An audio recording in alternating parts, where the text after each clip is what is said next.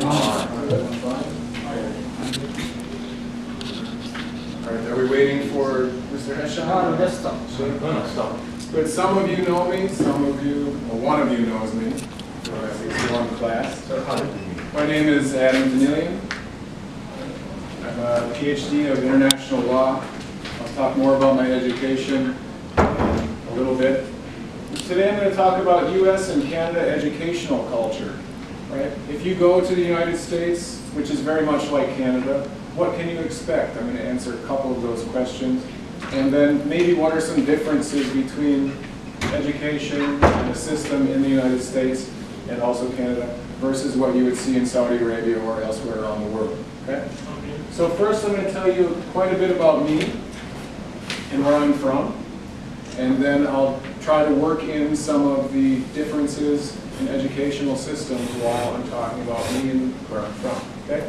So here's North America, right? We've got Canada, the United States, and Mexico. Some geography. On the west side, we've got the Pacific Ocean. On the east side, we've got the Atlantic Ocean, north to south, or north to mid at least. We have a lot of different latitudes in here. Does anybody know what a latitude is? Latitude? We've got latitude and longitude. No? Yeah? What? Yeah. No, which there was The XYs. The XY, there you go. So is the latitude the X or the Y? Yes. Is the latitude the X or the Y? Which one? Why? No, that's longitude. Longitude is Y. Latitude is X. Yes. All right. So we've got a lot of latitudes here, all the way from the Arctic. We've got the Arctic Circle, the Arctic Ocean up top, down to subarctic, tundra. Does anybody know what tundra is? There's going to be a lot of words on here you might not know right away. Anybody tundra? Tundra is frozen ground. It's frozen. It's like ice all the time. There's some grass maybe, but it's frozen. Okay. Right? The ground, at least if you dig that far, it's ice all down underneath. Ice and frozen dirt. Canada's the world's second largest country. Right? It's got what's called taiga. Taiga. Does anybody know what the taiga is? It's a giant forest. What's a forest? Forest. Trees. Trees. A huge forest of trees. It was all like what? Jungle. Like a jungle, but a little bit colder than what we would usually say a jungle is. Yeah. But the word jungle is from Hindi. It actually means forest. Usually we think of jungle being hot, but yes, it's very much like a jungle, but it's cold. Right? Taiga forest. This goes all the way over into Russia as well. Okay. Canada has some unique geographic features. We've got an enormous bay right here. Right. It gets pretty cold up on the Atlantic coast over here. We've got rainforest. Usually when we think of rainforest, what do we think of? Raining, of course. Rain on a forest. But where in the world would you think of when you have a rainforest?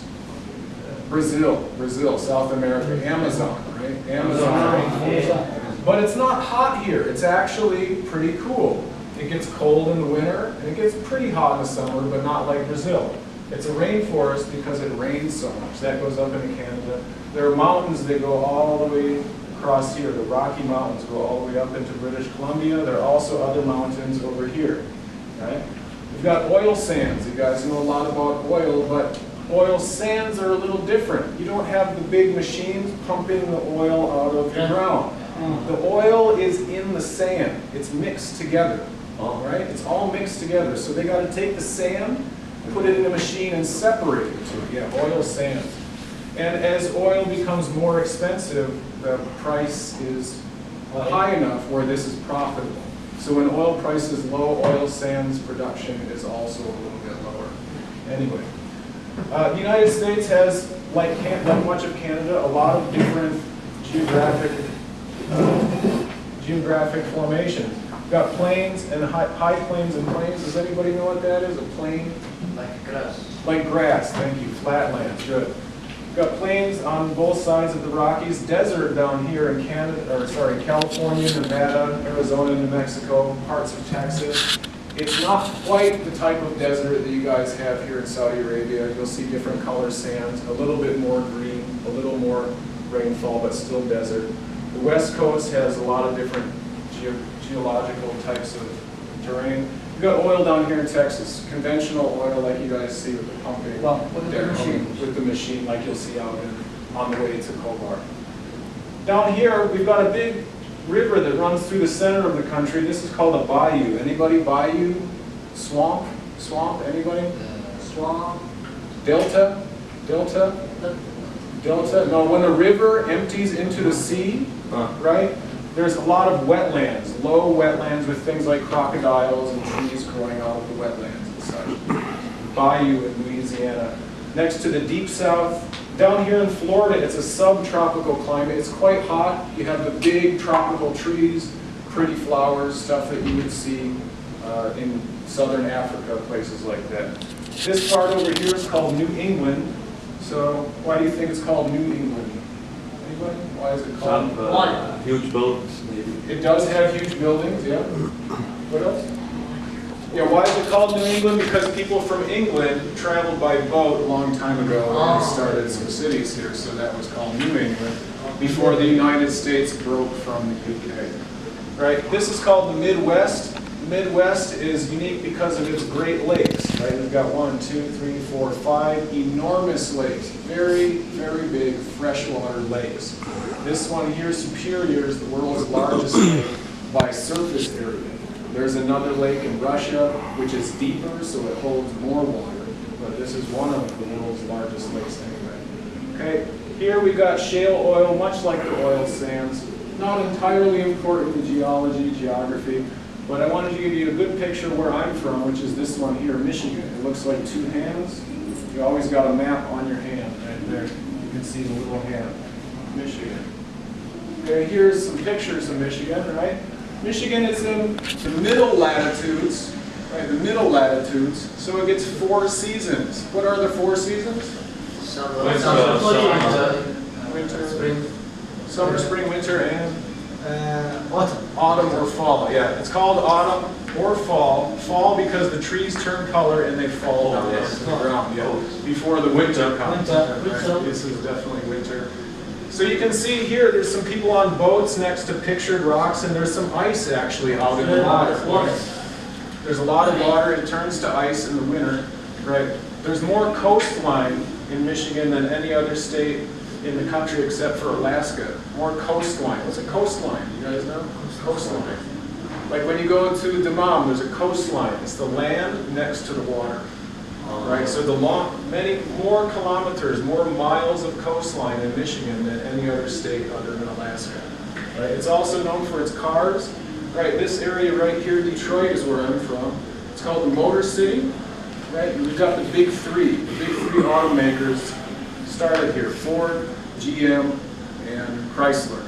GM makes brands like Chevy, GMC, Dodge is Chrysler, and Yukon would be a GMC, right? GMC Yukon. All right, so some pictures to give you a good view of what it looks like. This is a city that's about 20 minutes from my home called Detroit. It definitely looks nice in pictures. If you go there, it might not always look so nice. Some parts are pretty nasty, right? In Michigan, we've got 13 major universities under the public university system. The University of Michigan has 3 different locations. As I said, we've got a lot more shoreline than other states. It's called the Great Lakes State because we have 1, 2, 3, and a 4th Great Lake bordering it, right? We're the #1 producer of cherries and apples in Michigan. It also has more golf courses than any other state. A lot of golfing goes on here. Has anybody ever golfed? Golf? No. Anybody? Putt? You ever putt? Putt? Just a little one? Putt? No? Okay. It's a pretty fun sport, but in the desert, of course, it's not. There's no golf. How are you going to golf? Right. So the world rankings, right, show the University of Michigan here in Ann Arbor is 21st. It's the #21 ranked university in the entire world. I almost went there, right, but I decided to go up here because I had a football scholarship. Michigan State is also ranked in the top 150 in the world, and then Michigan Tech is 551st, 37th by subject. Right, we've got some sand dunes here, a little strait called Mackinac with a bridge, right, and very unique shoreline around all these Great Lakes, many different islands in Michigan. Right, as I was saying, I went to Michigan Technological University in Houghton, Michigan, which if we take out our map, we've got our map right here again, up here, right? So I was born down here, and I went to school up here. It's about 585 miles. Does anybody know how many kilometers that is? 585? So far, so far. You got a calculator, right? What's 585 times 1.6? 585 times 1.6. Right, so Michigan Tech began in 1885 as the Michigan College of Mines. It focused on mining engineering. It's 8 to 100, 96. Times, 585 times 1.6. Times 1.6. It should be about 900 something. 100. 900 something. Anyway, 900 something, roughly 900 something kilometers from my home down here to my school up here. It's quite far. So far, yeah. So across the water from Michigan Tech over here, you can see the other bank, old copper mines. What do you use copper for? Anybody copper? C-O-P-P-E-R? What do we use copper for? This stuff here, what's this thing called? Cable. Cable, Yeah. cords, wires. We use copper for wires, right? So there were a lot of copper mines. It started as the Michigan College of Mines. It's still a top engineering school, especially environmental engineering. It's the top environmental engineering school in the country. It's also the snowiest campus in the country, right? Including those in Alaska. We get a lot of snow. In Michigan Tech, it starts snowing usually October. And the snow doesn't leave the ground until May. So between October and May, how many months is that? Between October and May. October to May, from 7 months, yeah. So there will be snow on the ground for 7 full months. This is one of few places in the United States that still has a winter carnival.